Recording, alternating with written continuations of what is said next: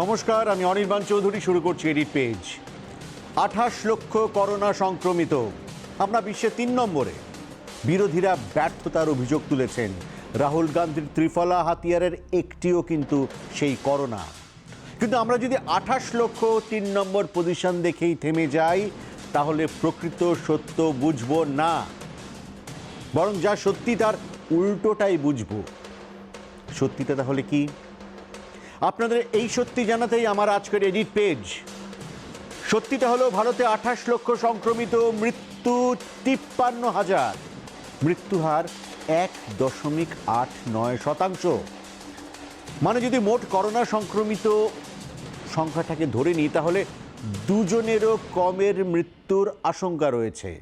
America হোক, Europe হোক, এশিয়ার অন্য কোনো দেশ হোক, সাফল্যের এই হার কোথাও নেই। চীনকে আমরা হিসেবের বাইরেই রাখছি, কারণ তারা এখন নিজেদের ডেটাই প্রকাশ করেনি। এতদিন বিরোধীরা বলতেন টেস্টিং কম হয় বলেই কতজন সংক্রমিত তা বোঝা যাচ্ছে না। গতকাল 9 লক্ষের বেশি মানুষ টেস্টিং হয়েছে, পজিটিভ রিপোর্ট এসছে 8% কম। মানে 100 জনের নমুনা পরীক্ষা হলে মাত্র 8 জনের শরীরে ভাইরাস মিলেছে, এবং তার মধ্যে অধিকাংশ আবার উপসর্গহীন। করোনা ছড়ালে হাহাকার পড়ে যাবে, হাসপাতালে বেড মিলবে না, তেমন কিছু হচ্ছে না আপাতত। ভাইরাস নিজের ধর্ম মেনেই ছড়াচ্ছে, কিন্তু মানুষের নাভিশ্বাস কিন্তু সে অর্থে উঠছে না। অনেকে বাড়িতে থেকেই সুস্থ হয়ে উঠেছেন। তবে ভাইরাস কি দুর্বল হয়ে গেল? ইতালির কয়েকজন গবেষক এই তথ্য দিয়েছেন, আমরা এডিট পেজে তা দেখিয়েছি। ভাইরাস কতটা শক্তিশালী কিন্তু সত্যি জানা নেই, কিন্তু ভারতবাসী বেশ শক্তিশালী হয়ে উঠেছে। পরিসংখ্যান অন্তত তাই বলছে, সমাজে মানুষের রেসপন্স তাই বলছে। আর সুখবরের শেষ এখানেই নয়। নীতি আয়োগ জানিয়েছে আজ থেকে করোনা ভ্যাকসিনের 3য় পর্যায়ের ট্রায়ালও শুরু হয়ে গেছে। দায়িত্বপ্রাপ্ত কমিটিকে ভ্যাকসিনের দাম স্থির করতে বলেছে ভারত। শোনা যাচ্ছে ভারত যে ভ্যাকসিন বানাবে তা বিশ্বে সবচেয়ে সস্তা হবে। তবে সকলেরই যে ভ্যাকসিন প্রয়োজন হবে তা নয়, কারণ মার্কিন গবেষকদের একাংশ করোনার একটা অভিনব চিকিৎসা আবিষ্কার করেছেন, যা কিনা আপনার ইমিউনিটিকে এক মুহূর্তে চাঙ্গা করে দেবে। এক কথায় ইনস্ট্যান্ট ইমিউনিটি বুস্টার। কি এই বুস্টার? কি এই দাওয়াই? এটা হচ্ছে এক ধরনের মনোক্লোনাল অ্যান্টিবডি, যেটা আপনার শরীরকে করোনা প্রতিরোধে সাহায্য করবে। মার্কিন চিকিৎসকরা বলছেন যে ভ্যাকসিনের আগেই এই অ্যান্টিবডির দাওয়াই হাতে চলে আসবে আমাদের। আর এই দাওয়াইয়ের উপর চোখ বন্ধ করে ভরসা করা যায়। রীতিমতো চ্যালেঞ্জের ভঙ্গিতেই বলেছেন আমেরিকার NIAID এর প্রধান অ্যান্টনি ফৌসি। আম জনতার থেকেও বেশি কিন্তু এই দাওয়াই করোনা যোদ্ধাদের প্রয়োজন, কারণ প্রতিদিন তারা আক্রান্তদের ঘাঁটাঘাঁটি করছেন।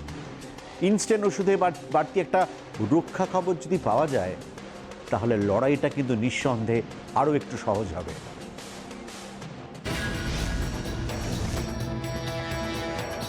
কেউ বলছেন এটা নাকি ভ্যাকসিনের আপডেটেড ভার্সন, কারো মতে এই ওষুধ টিকার থেকেও শক্তিধর। বিশ্বজুড়ে এখন নতুন আশার আলো। মনোক্লোনাল অ্যান্টিবডি নামটা কঠিন ঠিকই, কিন্তু এই অ্যান্টিবডি করোনা চিকিৎসার মোড় ঘুরিয়ে দিতেই পারে। তবে তার আগে এক ঝলকে দেখে নিন এই অ্যান্টিবডি আর ভ্যাকসিন ব্যাপারটার মধ্যে ফারাক কোথায়। অ্যান্টিবডি কাকে বলে? আপনার শরীরে কোনো সংক্রমণ হলে যে প্রোটিন তার বিরুদ্ধে লড়াই করে তাকেই অ্যান্টিবডি বলে। আর ভ্যাকসিন কাকে বলে? কোনো নির্দিষ্ট অসুখের জীবাণু যদি আপনার শরীরে ঢোকে, তাহলে তা প্রতিরোধ করতে হলে কি করে নিজেই অ্যান্টিবডি তৈরি করতে হবে, সেই প্রশিক্ষণ দেয় ভ্যাকসিন। যদিও বিশেষ ক্ষেত্রে রেডিমেড অ্যান্টিবডিও পাওয়া যায়, যেখানে একজন সুস্থ হয়ে ওঠা শরীর থেকে সরাসরি রক্তের মাধ্যমে অ্যান্টিবডি কোনো অসুস্থ মানুষের শরীরে ঢোকানো যায়। একে বলে প্লাজমা থেরাপি। কিন্তু বিজ্ঞানীরা বলছেন এই প্লাজমা থেরাপি কখনোই গণচিকিৎসা পদ্ধতি হতে পারে না। এটা কিছু কিছু ক্ষেত্রে কাজে লাগানো যায়, আর তাই এখানেই দরকার পড়ে মনোক্লোনাল অ্যান্টিবডিকে। বিজ্ঞানীরা সহজ করে বলছেন রেমডেসিভির কিংবা ডেক্সামিথাসোনের থেকেও বেশি কার্যকরী হতে পারে এই অ্যান্টিবডি। তবে এই ধরনের অ্যান্টিবডি তৈরির প্রক্রিয়া বেশ জটিল, ফলে দাওয়াইয়ের দাম বেশি। গত 15 জুলাই করোনা মোকাবিলায় এই অ্যান্টিবডি ট্রায়ালের আর্জি জানিয়ে মার্কিন প্রশাসনের দ্বারস্থ হয় লিলি, অ্যাবসেলেরা, অ্যাস্ট্রাজেনেকা, গ্ল্যাক্সোস্মিথক্লাইনের মতো কয়েকটি সংস্থা। 29শে মে কানাডার সংস্থা অ্যাবসেলেরার সঙ্গে হাত মিলিয়ে এই অ্যান্টিবডির ক্লিনিক্যাল ট্রায়াল শুরু করেছে মার্কিন ওষুধ নির্মাতা সংস্থা লিলি। প্রথম দফা ট্রায়াল চলেছে হাসপাতালে চিকিৎসাধীন কোভিড রোগীদের উপর। সংস্থার দাবি, প্রথম ট্রায়ালেই দারুণ সফল হয়েছে এই ছক ভাঙা দাওয়াই। মনোক্লোনাল অ্যান্টিবডি ট্রায়াল শুরু হতেই লিলির চীনা পার্টনার জুনসি বায়োসায়েন্সেস এবং রেগেনিরন নামে দুটি সংস্থা 3 ধরনের মনোক্লোনাল অ্যান্টিবডির মিশ্রণ তৈরি করে তা করোনা প্রতিষেধক হিসেবে ব্যবহার করছে। তারা বলছেন এই মিশ্রণ ইবোলা প্রতিকারে দারুণ কাজ করেছিল। আপাতত কোনো পোশাকি নাম দেওয়া হয়নি, ল্যাবরেটরিতে একে ডাকা হচ্ছে। বিজ্ঞানীরা বলছেন, এক করোনাজয়ীর শরীরে প্রথম এই অ্যান্টিবডির অস্তিত্ব খুঁজে পায় অ্যাবসেলেরা বায়োলজিক্স সংস্থা। প্রথম পর্যায়ের ট্রায়াল সফল হওয়ার পরেই এই অ্যান্টিবডিকে ওষুধ হিসেবে বাজারে আনার প্রক্রিয়া শুরু হয়ে যায়। 2 পর্যায়ের পরীক্ষা ইতিমধ্যে শেষ হয়ে গিয়েছে, এবার তৃতীয় পর্যায়ের ট্রায়াল শুরুর পালা। তথ্য বলছে, বিশ্বের বিভিন্ন দেশের মোট 300 ভলেন্টিয়ারের ওপর এই অ্যান্টিবডি ট্রায়াল হবে। 13 দিনের কম সময়ের জন্য মৃদু উপসর্গ নিয়ে যে করোনা রোগীরা হাসপাতালে ভর্তি হয়েছেন তাদের ওপরেই হবে এই তৃতীয় দফার অ্যান্টিবডি ট্রায়াল। প্রথম দিকে কাঙ্ক্ষিত ফল মিললে 300 থেকে বাড়িয়ে অন্তত 1000 জনের শরীরে এই ওষুধ প্রয়োগ করা হতে পারে। এই অ্যান্টিবডির প্রয়োগ কামাল করতে পারে বলছেন নর্থ ক্যারোলাইন বিশ্ববিদ্যালয়ের গবেষক মাইরন কোহেন। ছক ভাঙা পথে বিজ্ঞানের মোড় ঘোরাতে পারে এই পদ্ধতি, বলছেন ট্রায়ালের গবেষকরাও। ব্যুরো রিপোর্ট, জি 24 ঘন্টা। সুখবর দিলাম, এবার সাম্প্রতিক যে খবরটা আপনাদের আতঙ্কে রেখেছে তা নিয়ে সংশয় দূর করি। আগে খবরটা দেখে নিন, তারপর আপনাদের যাবতীয় সংশয় দূর করে দেব। শুধু একটা নয়, নোভেল করোনা ভাইরাসের আরও একটা বিপজ্জনক স্ট্রেনের হদিশ মিলেছে মালয়েশিয়ায়। অর্থাৎ এটা করোনা ভাইরাসের সম্পূর্ণ নতুন একটা ধরন। বিজ্ঞানীরা বলছেন, করোনার নতুন এই স্ট্রেন 10 গুণ বেশি শক্তিশালী। এই নতুন স্ট্রেনকে আপাতত বলা হচ্ছে D614G। বিজ্ঞানীরা বলছেন, একটি ক্লাস্টারের 45 জন আক্রান্তের মধ্যে 3 জনের দেহে এই স্ট্রেনের সন্ধান মিলেছে। স্বাভাবিকভাবেই নতুন আতঙ্ক জাঁকিয়ে বসেছে বিশ্ব জুড়ে, বিশেষত ভারতে। কারণ তথ্য বলছে, করোনার এই স্ট্রেন প্রথম নজরে পড়ে ভারত ফেরত এক ব্যবসায়ীর শরীরে। 14 দিন কোয়ারেন্টাইনের নিয়ম ভাঙায় আপাতত তিনি জেল হাজতে। বিজ্ঞানীরা বলছেন, শুধু ভারত নয়, ফিলিপিন্স থেকে মালয়েশিয়ায় আসা একজনের শরীরেও এই D614Gর সন্ধান মিলেছে। নোভেল করোনা প্রতিনিয়ত রূপ পাল্টাচ্ছে এবং নিজেকে আরও শক্তিশালী করছে। সেই প্রমাণ আগেও মিলেছে, কিন্তু 10 গুণ বেশি শক্তিশালী স্ট্রেনের হদিশ মেলায় ধাক্কা খেয়েছে কোভিড প্রতিষেধকের গবেষণাও। একটা ভ্যাকসিনের ক্ষেত্রেও এর ইম্প্যাক্ট হবে, বিকজ যদি আমাদের এই ভয়টা ছিল সবসময়তেই যে আরএনএ ভাইরাস তারা প্রচুর মিউটেট করে, উই নো দ্যাট, এবং এই mutation can be dangerous for control of the epidemic as well as for vaccine formation. করোনার এই বিশেষ স্ট্রেনটির হদিশ ইউরোপ আমেরিকায় আগেও মিলেছে, কিন্তু এশিয়া তার দেখা এই প্রথম। সারা পৃথিবীতে এরকম কিছু কিছু স্ট্রেন পাওয়া যাবে যেগুলো খুব খারাপ। যে জায়গাতে বিপজ্জনক স্ট্রেন আছে সেই জায়গাগুলোতে এখন আমাদের ট্রান্সপোর্ট বা আমাদের ইন্টারন্যাশনাল ট্রাভেলটা অবশ্য করেই রেস্ট্রিক্টেড থাকবে, এবং নিশ্চয়ই আমার গভীর বিশ্বাস আছে ভারত সরকার সে ব্যাপারে গভীর মনঃসংযোগ করছে এবং তারাও নজরে রাখছে কোথায় কোন স্ট্রেন আছে না আছে। যদিও হু বলছে, এই স্ট্রেনের মারণ ক্ষমতা বেশি এমন কোনো প্রমাণ এখনো মেলেনি। ভাইরাসের এই নতুন রূপ নিয়ে বিতর্ক বিভ্রান্তি আছে ঠিকই, কিন্তু বিপদ যে এখনো কাটেনি সেই ইঙ্গিতও স্পষ্ট। একদিকে যখন মালয়েশিয়া সাফল্যের সঙ্গে কোভিড নিয়ন্ত্রণ করছে, তখন নতুন বিপদের বার্তা ঘুম ছুটিয়েছে। ব্যুরো রিপোর্ট, জি 24 ঘন্টা। এটা ঠিক যে মালয়েশিয়ার বিজ্ঞানীরা ভাইরাসের নতুন ধরনের একটা খোঁজ পেয়েছেন। তারা একে 10 গুণ বেশি সংক্রামক বলছেন, সেটাও সত্যি। আর এটাও সত্যি যে ভারত ফেরতা এক ব্যক্তির শরীরে ওই ভাইরাস মিলেছে। কিন্তু এর বাইরেও দুটো সত্য রয়েছে যা আমাদের নজর এড়িয়ে গেছে। প্রথম সত্যি হলো, নতুন ভাইরাস বিজ্ঞানীদের দাবি মতো 10 গুণ বেশি সংক্রামক, কিন্তু তার 10 গুণ বেশি প্রাণঘাতী নয়। প্রাকৃতিক নিয়ম, সেই নিয়মেই বেশি সংক্রামক ভাইরাসের মারণ ক্ষমতা কম থাকে। করোনাও তার ব্যতিক্রম নয় কিন্তু। তার উপর ভারতে করোনার সংক্রমণ ও মারণ দুটোরই ক্ষমতা অনেক অনেক কম। তা কিছুক্ষণ আগে আপনাদের জানিয়েছি যে আমেরিকা ইউরোপে হু হু করে ছড়িয়েছে সংক্রমণ, আর ভারতে কিন্তু সে অর্থে গোষ্ঠী সংক্রমণ হলোই না। এমনটা কেন? কারণ করোনা আক্রান্ত হওয়ার প্রভাব এক একজনের শরীরে এক এক রকম। কারো শরীরে কোভিডের ঝাঁঝ অত্যন্ত প্রবল, তার কারো আবার খুবই মৃদু। এমনকি এই একই রকম ইমিউনিটি সিস্টেম যাদের, তাদের শরীরেও করোনার মারণ কমন মোটেও কিন্তু একরকম নয়। কারোর শরীরে এই ভাইরাস মারাত্মক, কারোর শরীরে তেমনটা একদমই নয়। এই বৈষম্যের কারণ কি? আপনার শরীরে এই ভাইরাসের প্রভাব ঠিক কতটা কীরকম হবে সেটা বুঝবেন কি করে? বিজ্ঞানী গবেষকরা বলছেন এই ভাইরাসের প্রভাব কার শরীরে কীরকম সেটা কিছুটা হলেও বোঝা সম্ভব। ধরুন আপনি যদি এর আগে সাধারণ সর্দি কাশি কিংবা ফ্লুতে আক্রান্ত হয়ে থাকেন, তাহলে হতেও পারে যে আপনার শরীর করোনাকে কাবু করতে তৈরি। আর আপনার শরীর অতি সাধারণ সর্দি কাশি প্রতিরোধে যদি সক্ষম হয়, তাহলে করোনার দাঁত ভাঙতেও কিন্তু তাকে বিশেষ জোর দিতে হবে না। ভারতে কিন্তু সর্দি কাশি ও ভাইরাল ফিভার প্রতি সিজনের একদম নিয়মিত অসুখ। আর ঠাট্টা করে বলা হয় যে ওষুধ খেলে 7 দিনে সারে, আর না হলে 1 সপ্তাহ লাগে। তবে বিজ্ঞানীদের মধ্যে এই তত্ত্ব নিয়ে একটা মতানৈক্য আছে। প্রশ্ন উঠেছে যে এই যে করোনায় আক্রান্ত হয়ে প্রায় 8 লক্ষ মানুষের মৃত্যু হলো, তাদের কারো কি সর্দি কাশি প্রতিরোধের ক্ষমতা ছিল না? তাহলে তাদের শরীরে করোনা এতটা প্রভাব ফেললো কি করে?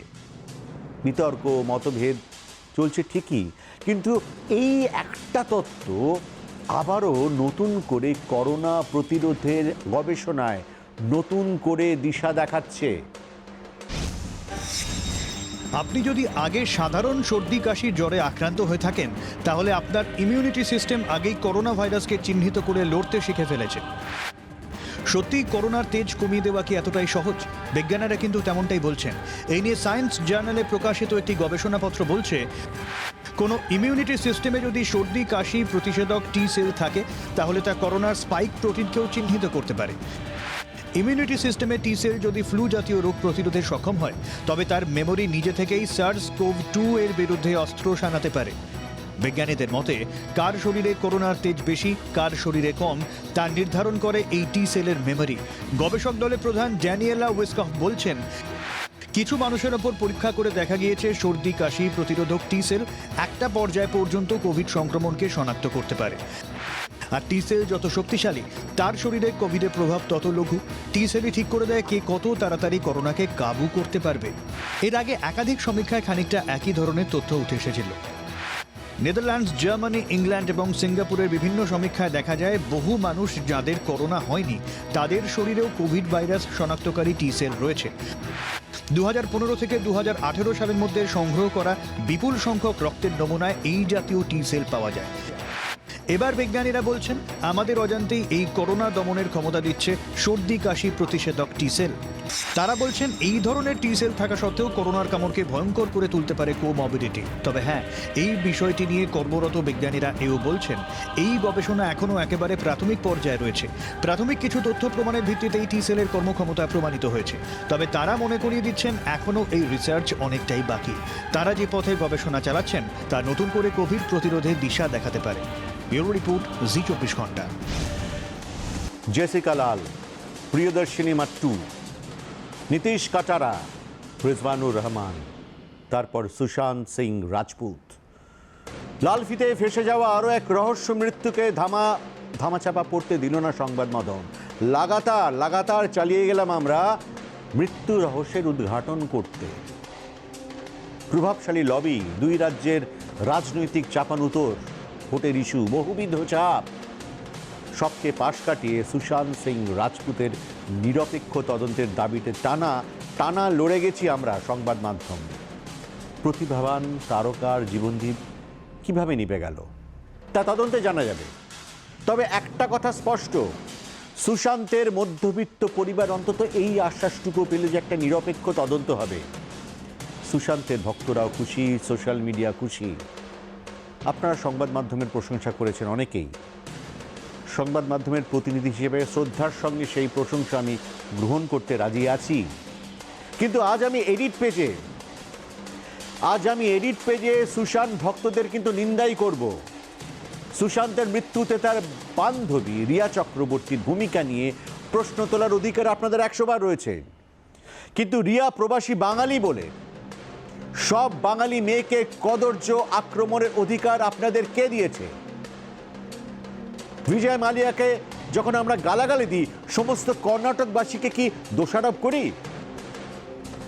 নীরব মোদির জন্য সব গুজরাটিকে কি আমরা গালমন্দ করি? দাউদ ইব্রাহিমের জন্য নিশ্চয়ই মহারাষ্ট্রবাসীর ওপর তাদের দিকে আঙুল ওঠে না। তাহলে প্রবাসী বাঙালি রিয়ার জন্য বাঙালি মেয়েরা কেন নোংরা আক্রমণের শিকার হবেন?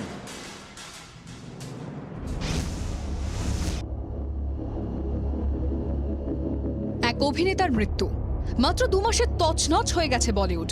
নায়কের কারণে সুপার ফ্লপ আরেকটি ছবি। इसे संभालना प्लीज, ये मेरा बेटा है कुमकर। बेटा कुमकर, तेरा बाप गड़बड़ लगता है। মধ্যবিত্ত পরিবার থেকে খেটে ওঠা প্রতিভাবান সুশান্ত, তার মৃত্যুতে মধ্যবিত্তের ক্ষোভের বিস্ফোরণ হয়েছে। চেনা হিরোদের অনেকেই আজ ভিলেন।